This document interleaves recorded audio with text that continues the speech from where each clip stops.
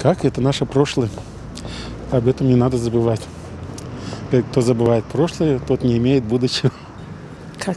То, что осталось у татар, все, что осталось для нас. Вот это осталось наше, как бы сказать, чтобы казахлар видели, что это наше. Ну, это наши исторические ценность такая. Святыни. Это, знаете, как ну, что-то такое наше, родное, да, вот это вот. Это, ну, предки наши. Там хан наш уважаемый жил. Ханский дворец? Ханский дворец – это наша самая главная достопримечательность Крыма.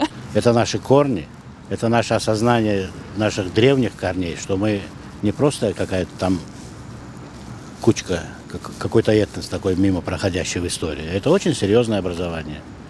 И Ханский дворец, к сожалению, один всего, который остался, есть действительно символом является нашего народа. И это для меня очень важно. Моя идентичность, прежде всего, на которую посягают сейчас.